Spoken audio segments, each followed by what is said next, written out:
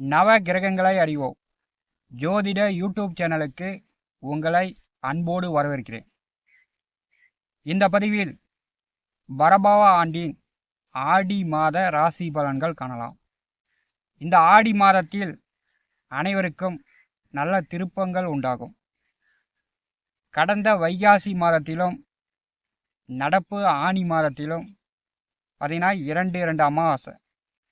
பெரும்பாலும் பார்த்தீங்கன்னா மழை இல்லை, விவசாயம் பண்ண பயிரெலாம் வதங்கி போச்சு, காஞ்சி போச்சு. 2 அமாவாசை ஒரு வருஷத்தில் ஒரு மாதத்தில் வந்துச்சுன்னா அந்த வருஷமே பஞ்சம், பசி, பட்டினி இப்படிலாம் ஏற்படும். இந்த வருஷம் சித்திரை மாதம் 1ஆம் தேதி செவ்வாய்க்கிழமை பிறந்திருக்குது. இந்த வருஷம் பின்மழை தான் என்று பஞ்சாங்கமே சொல்லிவிட்டது. அதாவது ஆவணி, புரட்டாசி, ஐப்பசி, கார்த்திகை மாதங்களில் வடகிழக்கு பருவமழை தான். வந்தது தான், வரலைன்னா போனது தான். ஆடி மாதத்தில் கடகராசியில் கடக ராசி அதிபதி சந்திரன் அமாவாசையிலும், மகர ராசியில் சந்திர பகவான் பௌர்ணமியாகவும், மகர ராசியில் இந்த ஆடி மாதம் சந்திர பகவான் முழு பலம் பெறுவார். தன்னுடைய சொந்த ராசியில் இந்த மாதம் சந்திரன் பலம் இழக்கக்கூடிய மாதம். அதனால தான் இந்த மாதத்தில் ஆடி அமாவாசையில் இறந்த முன்னோர்களுக்கு, பெரியவர்களுக்கு தர்ப்பணம் திதி கொடுக்கக்கூடிய ஒரு விசேஷமான நாட்களாக அமைகிறது. ரிஷபத்தில் செவ்வாய் அமர்ந்து சிம்மத்தில் இருக்கக்கூடிய சுக்கிர பகவானை பரிசுகிறார்.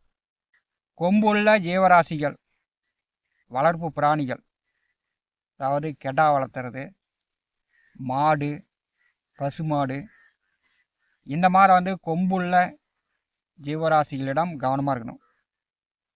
பருவமுள்ள மாட்டை வயதானவர்கள், பெண்கள் போய் அசால்ட்டாக தினந்தோறும் தானே பிடிக்கணும் அப்படின்னு அசால்ட்டாக போய் இந்த மாதம் பிடிக்கக்கூடாது. பருவமுள்ள மாட்டை போய் அசால்ட்டாக பிடிச்சிங்கன்னா மேலே பாஞ்சிடும், மேலே எகிரிடும். அப்புறமேட்டி வயதானவர்கள் போய் பிடிச்சாங்கன்னா கீழே விழுந்துருவாங்க, தலையில் அடிபடும், இடுப்பு எலும்பு உடஞ்சி போயிடும். கடந்த வருஷம் மாடு பாஞ்சி இறந்தவர்கள் ஏராளமாக உண்டு. இது ஒரு எச்சரிக்கை தான். இந்த ஆடி மாதத்தில் கடகராசி அதிபதி சந்திரன் கடகராசியில் தன்னுடைய பலத்தை இழப்பார். இந்த மாதம் மகரம் பலமாகும். கொம்புள்ள ஜீவராசிகளிடம் மனிதர்கள் தினந்தோறும் பிடிச்சி தானே கட்டிகிட்டு இருக்கிறோம் அப்படின்னு பருவமுள்ள மாட்டை அசால்ட்டாக போய் பிடிச்சிங்கன்னா அதனால் பாதிப்புகள் உண்டாகும். அதே மாதிரி வளர்ப்பு பிராணிகள், நாயிடம் அதிகம் கொஞ்சினீங்கன்னா நாய் கூட கடிக்கும். மகர ராசி பலம் பெறும்போது மிருக அவஸ்தைகளும் இந்த ஆடி மாதம் உண்டு. 9 நவகிரகங்கள் மூலம் வாக்கிய கணித பஞ்சாங்கப்படி பார்த்தீங்கன்னா ஒவ்வொரு ராசிக்கும் பரபவ ஆண்டின் ஆடி மாத பொது பலன் காணலாம். துலாம் ராசி அன்பர்களுக்கு பரபவ ஆண்டின் ஆடி மாத ராசி பலன் காணலாம். துலாம் ராசி அன்பர்களுக்கு 7ஆம் வீட்டின் அதிபதி செவ்வாய் 8ஆம் வீட்டில் நின்று 2வது வீட்டை பரிசுகிறார். இந்த மாதம் 16 வரை 2ஆம் அதிபதி 8ஆம் வீட்டில் இருக்கும்போது உங்களுக்கு பண வரத்து தாராளமாக இருக்கும். வெளிநாடு மூலம், அயல்நாடு மூலம், வெளியூர் மூலம் உங்களுக்கு பண வரத்து இருந்துச்சுன்னா இந்த மாதம் தடையில்லாமல் பணம் வரும். கோர்ட்டில் கேஸ் நடந்துக்கிட்டு இருந்துச்சுன்னா இப்போ தீர்ப்பு வந்துச்சுன்னா உங்களுக்கு சாதகமாக தீர்ப்பு வரும். 2ஆம் அதிபதி 8வது வீட்டிலே செல்லும்போது துலாம் ராசி என்பதற்கு பெரும்பாலும் ஒரு சிலருக்கு பார்த்தீங்கன்னா பல்வலி, வாய், மூக்கு, தொண்டை சார்ந்த வலி, வேதனை வரலாம். ஆடி மாதம் 16ஆம் தேதி துலாம் ராசிக்கு 9வது வீட்டிற்கு செவ்வாய் செல்கிறார். 9வது வீட்டிலே புதன் ஆடி மாதம் 15 வரை சஞ்சாரம் செய்கிறார். 9வது வீட்டிற்கு செவ்வாய் செல்லும்போது உங்கள் தந்தையாரால், உங்கள் அப்பாவால் உங்கள் காரியங்கள் தடைபடலாம்.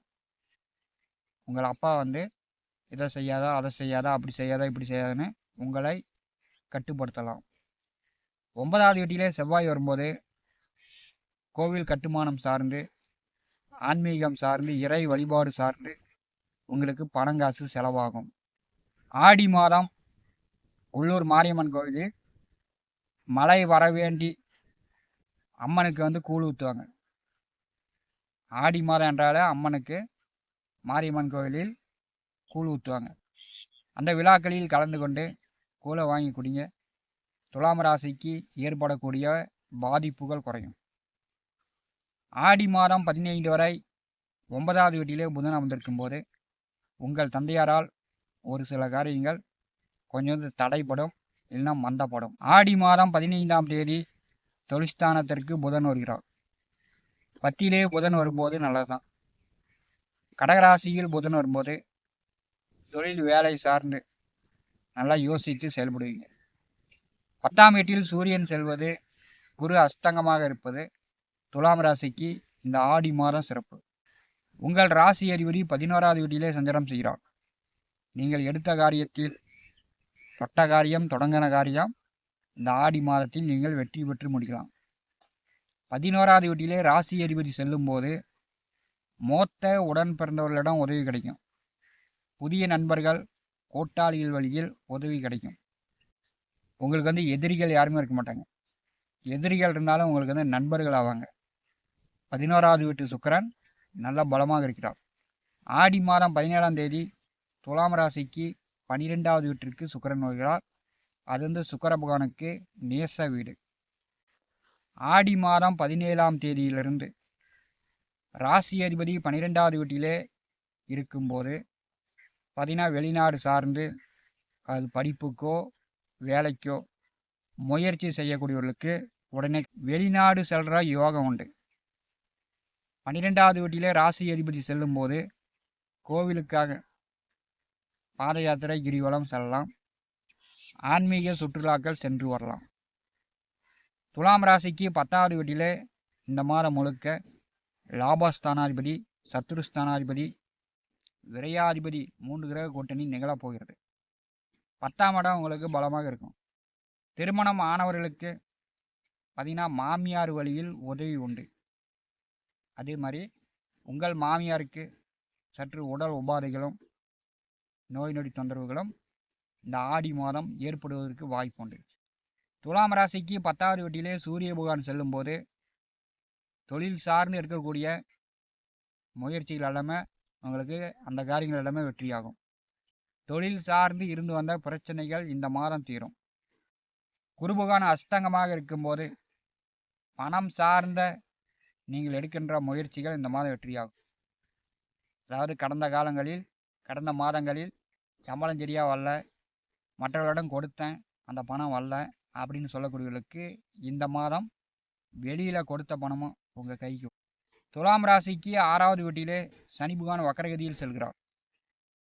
6ஆம் வீட்டில் சனி வக்கரகதியில் வருவது உங்களுக்கு பார்த்தீங்கன்னா மன அழுத்தம், மனக்குழப்பம், உடல் ரீதியான பிரச்சனைகள், கை கால் முட்டி, மூட்டி எலும்பு வலி, வேதனை, இந்த மாதிரியான பிரச்சனைலாம் இந்த ஆடி மாதம் தீரும்.